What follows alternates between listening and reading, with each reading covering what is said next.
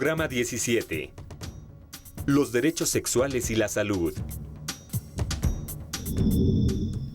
En este programa conocerán qué son los derechos sexuales y en qué consiste la salud sexual y reproductiva. En América Latina, alrededor del 45% de las jóvenes y el 95% de los jóvenes inician las relaciones sexuales antes del matrimonio. Usualmente, en este primer contacto sexual no usan preservativo, no lo planean y ni solicitan atención médica para prevenir el embarazo. En México, el 16.9% de las y los adolescentes se embarazan. Cerca del 10% de las parejas adolescentes que tienen relaciones sexuales se embarazan y abortan, y generalmente en condiciones que ponen en riesgo su salud.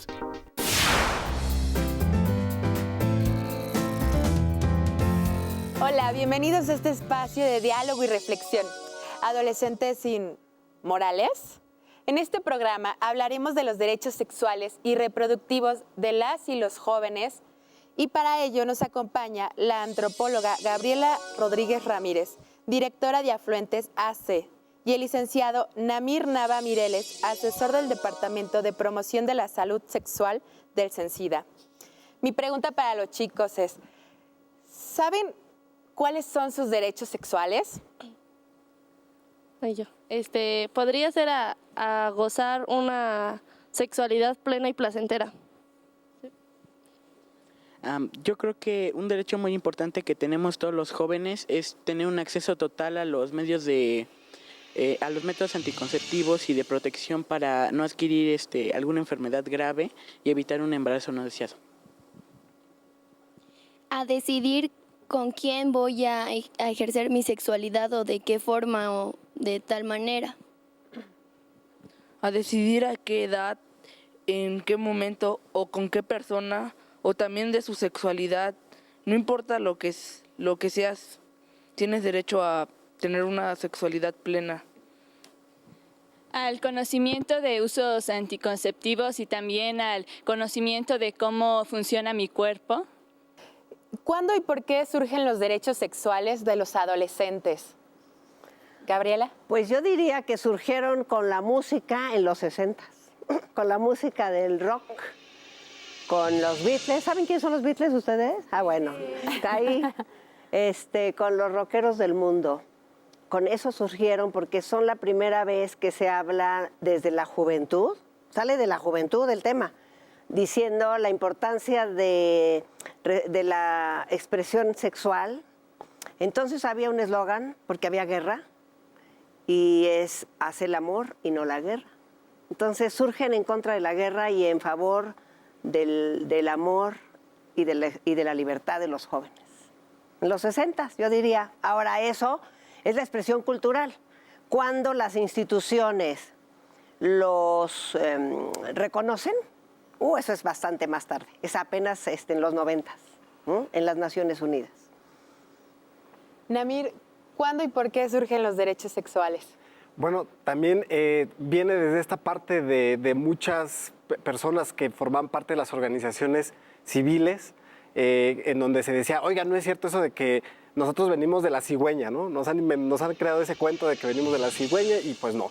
Realmente es una cuestión que viene desde la sexualidad. Es decir, se empieza a hablar por un lado de los derechos reproductivos, de que las personas tenían el derecho de elegir, que se tenía que ir, los países cada vez tenían que ir reduciendo sus tasas de población, etcétera. O sea, empieza por esta parte reproductiva, pero también a decirse, bueno, pero pues sí, o sea, efectivamente las niñas y los niños se hacen, pero por una cuestión sexual. Entonces, por ahí también se empieza a hablar de la cuestión del placer, de ya no solamente hablar de la cuestión de la reproducción, sino también, como ustedes ya acaban de decir muy bien, de abordar la cuestión de la sexualidad placentera y que, bueno, pues tenemos el derecho a relacionarnos efectivamente. ¿Qué factores de riesgo tienen al desconocer sus derechos sexuales y reproductivos? Chicos. Uno de los factores de riesgo es el embarazo no deseado, porque como no conocen sus derechos de que tienen de comprar preservativos y para eso cuidarse, por eso tienen embarazos. No tener suficiente información puedes llegar a tener una violación y no saber cómo ni por qué fue eso. O al no tener suficiente información puedes hacerle caso a las presiones que ejercen otras personas sobre ti, y entonces eso te llevaría a pagar las consecuencias de no haberte informado antes.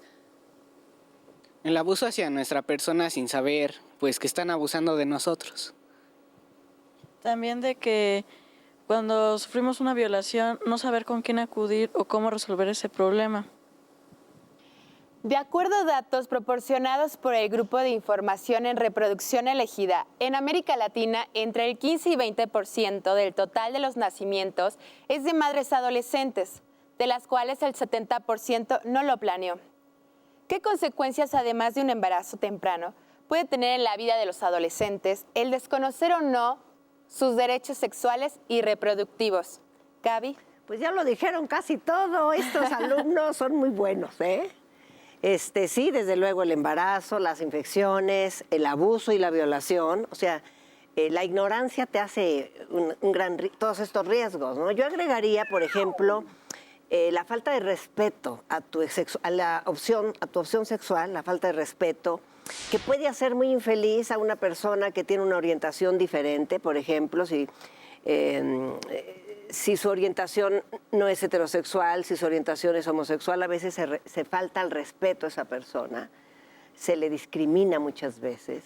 También se le discrimina a los solteros en los servicios de planificación familiar. Dicen, ay, ¿por qué si soltero y no se ha casado? Bueno, igual tiene relaciones y no quiere tener hijos. A veces se discrimina a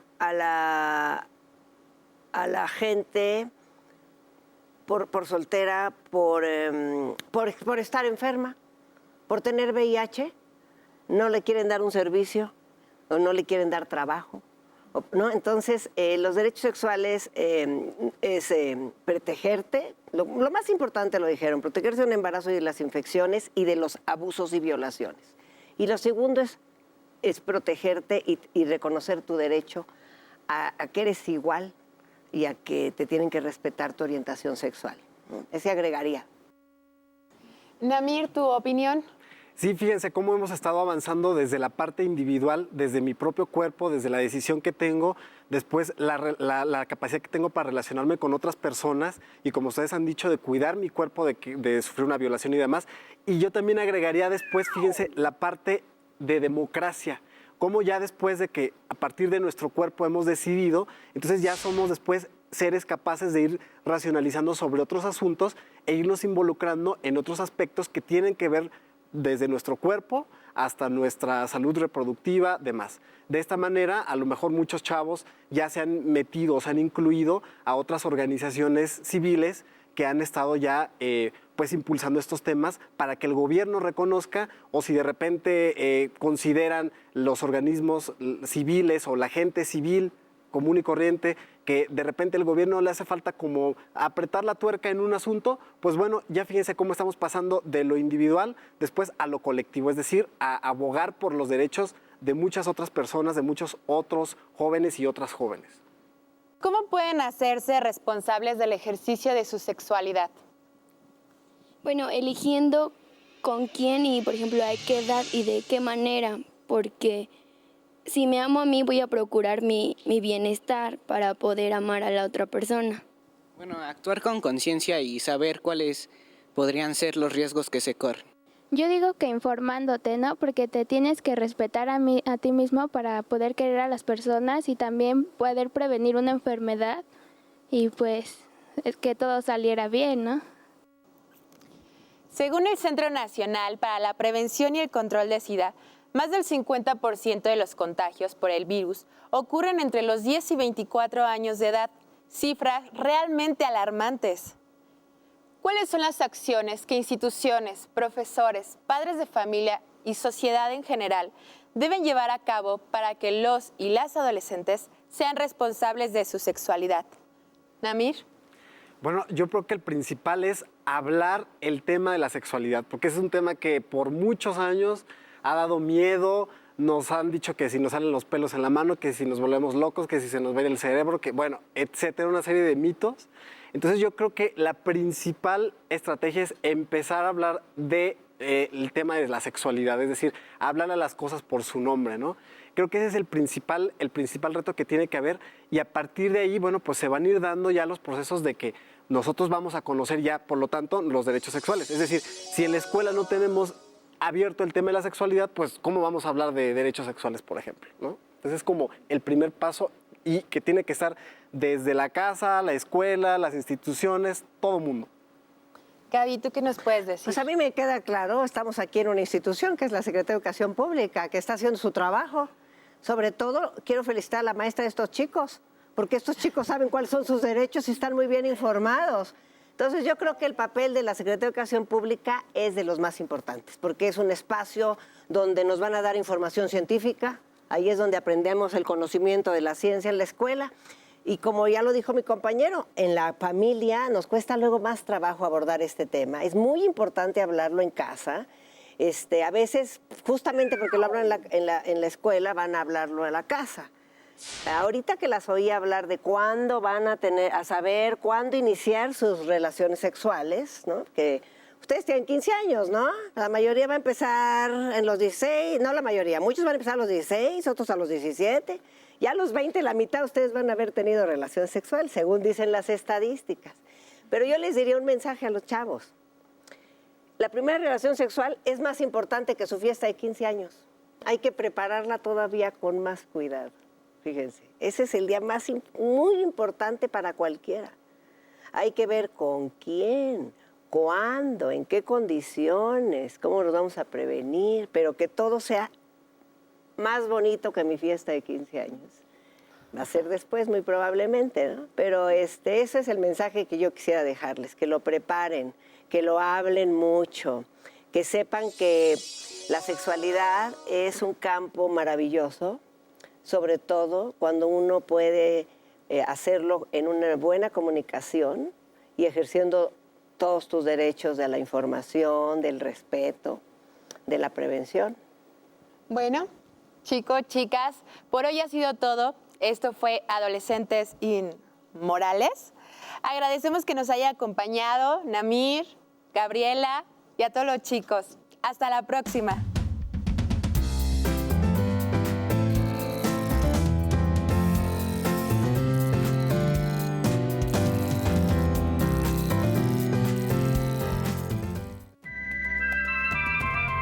Porque nadie puede saber por ti. Nadie puede crecer por ti. Nadie puede buscar por ti. Nadie puede hacer por ti lo que tú mismo debes hacer.